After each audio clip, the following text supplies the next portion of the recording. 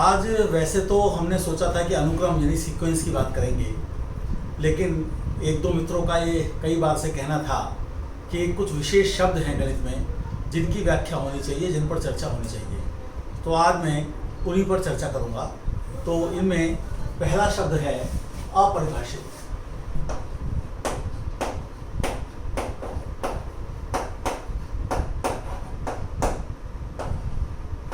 जिसे अंग्रेजी में कहा जाएगा नॉट डिफाइंड। थोड़ा सा इसके बारे में बात करेंगे। एक हम थोड़ी अनंत के बारे में चर्चा करेंगे, इन्फिनिटी, और एक हम बात करेंगे अनिर्धारित।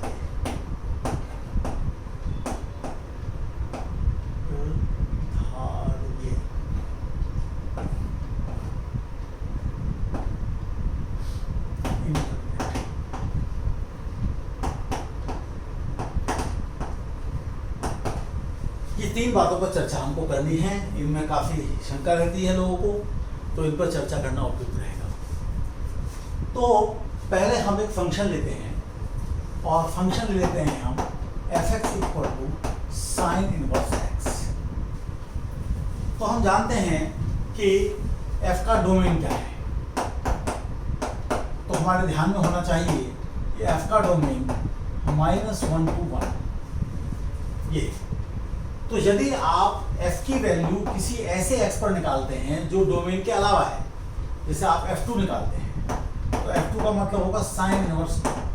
अब चूंकि 2 डोमेन के बाहर है तो ये अपरिभाषित है, ये डिफाइंड नहीं है। ऐसे ही मैं एक फंक्शन लेता हूं g(x) = 10x। हमें पता है कि जो डोमेन होता है वो क्या होता है, उसमें π/2 के विषम गुणक और मल्टीपल्स ऑफ π/2 नहीं आते। तो क्या होता है, r में से हटा देते हैं 2n + 1 टाइम्स π/2, जहां n एक इंटीजर है। तो अगर कोई मुझसे कहेगा कि g π/2 क्या है, तो मैं कहूंगा कि आप 10 π/2 की बात कर रहे हैं और यह है अपरिभाषित, क्योंकि π/2 डोमेन में नहीं है।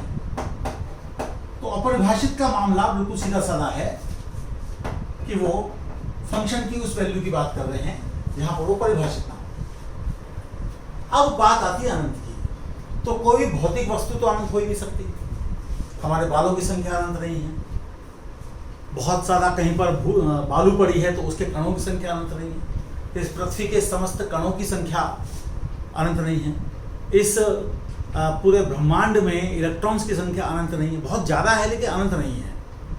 अनंत केवल गणितीय राशियां हो सकती हैं, जैसे कि प्राकृतिक संख्याओं की संख्या, number of elements in the set of natural numbers, वो इन्फिनिटी है, क्योंकि जितना आप बड़ा सोचोगे उससे भी बड़ी संख्या आपको मिल जाएगी। तो कभी भी किसी फंक्शन की वैल्यू इन्फिनिटी नहीं आ सकती। हाँ, उसकी लिमिटिंग वैल्यू आ सकती है। तो लिमिटिंग वैल्यू में जैसे ये है कि यहाँ पर हम देखते हैं कि π/2 के इर्द गिर्द क्या हो रहा है कि ग्राफ कैसा होता है 10x का। तो π/2 के इर्द गिर्द कुछ ऐसा ग्राफ होता है।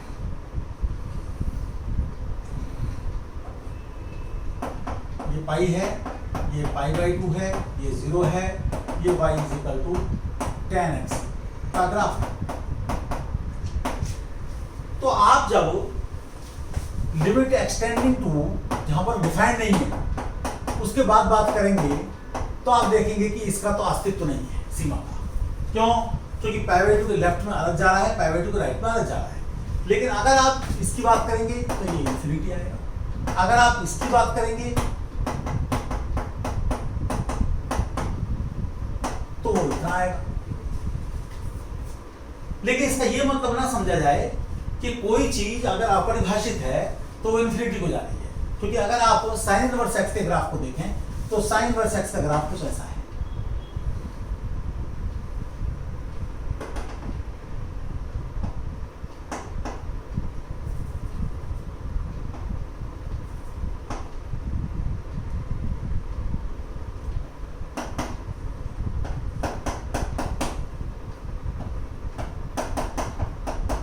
इस प्रकार का ग्राफ है।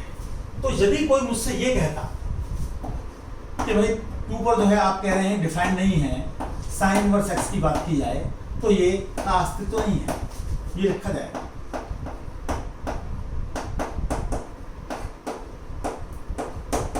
लेकिन ये अस्तित्व का ना होना और इसके अस्तित्व का ना होना, इसमें अंतर है, इसको समझना चाहिए। इसका अस्तित्व नहीं है, इसका कारण है कि लेफ्ट में अलग और राइट में अलग आ रहा है। लेकिन जहां तक इसकी बात है, इसमें माइनस इन्फिनिटी आएगा, क्योंकि जब आप π/2 पे राइट से आएंगे तो माइनस इन्फिनिटी वैल्यू आएगी। क्योंकि इसका कारण ये है कि इसमें अगर आप ये करेंगे या आप ये करेंगे, देखिए यहां पर क्या हो रहा था कि π/2 के इर्द गिर्द फंक्शन डिफाइंड था, यहां 2 के इर्द गिर्द फंक्शन डिफाइंड नहीं है, ना इधर ना इधर, तो इसलिए उसका अस्तित्व नहीं है। अगर आप ये करेंगे तो ये इसका भी अस्तित्व नहीं है, और अगर आप ये कहेंगे तो इसका भी अस्तित्व नहीं है। तो ये बात समझ में आनी चाहिए कि अपरिभाषित होना और अनंत का जो संबंध है उसको मत जोड़िए। कोई अपरिभाषित है, इसका मतलब फंक्शन के किसी ऐसे पॉइंट पर वैल्यू निकाल रहे हैं जो डोमेन में नहीं है, वहां पर लिमिटिंग वैल्यू एग्जिस्ट कर भी सकती है, नहीं भी हो सकती है। तो उसको हमें देखना पड़ेगा कि वो एग्जिस्ट कर रही है कि नहीं कर रही है, और कर रही है तो कितनी वैल्यू आ रही है, वो हमें देखना पड़ेगा। अब जैसे मान लीजिए कि कई बार जो है ये भी कोई जरूरी नहीं कि इन्फिनिटी ही आए। अब जैसे आप ये देखिए कि मैं एक फंक्शन लिखता हूं hx, hx को मैं लिख रहा हूं -x² x <2 और x² x greater than 2। तो f0 इज नॉट डिफाइंड, ठीक है। मान लीजिए मैं +1 कर देता हूं और यहां पर मैं -1 कर देता हूं, इज नॉट डिफाइंड, ये डिफाइंड नहीं है क्योंकि 0 h के डोमेन में है नहीं। लेकिन आप अगर लिमिट निकालेंगे hx की और x टेंडिंग टू 2 माइनस करेंगे तो 2 माइनस पर ये आ जाएगा -4 + 1 तो -3, और यहाँ पर limit x tending to 2 plus अगर आप करेंगे hx तो वो आ जाएगा आपका इस वाली चीज से आ जाएगा और वो 3 आ जाएगा। तो ये भी जरूरी नहीं कि इन्फिनिटी आए जहां पर नॉट डिफाइंड है उसके। तो ये बात बखूबी आपको समझ में आनी चाहिए। अब हम थोड़ी सी बात करेंगे अनिर्धारित। अनिर्धारित में क्या है, जैसे 0/0 की बात है तो लोग उसको कभी अनिर्धारित कहते हैं, कभी उसको नॉट डिफाइंड कहते हैं, तो इसको हमें समझना चाहिए। 0/0 अपरिभाषित है,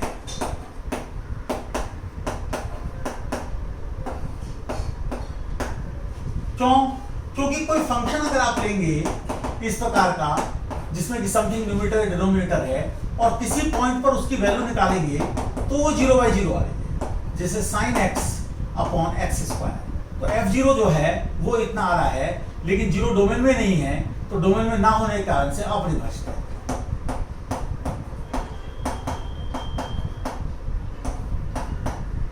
लेकिन 0/0 रूप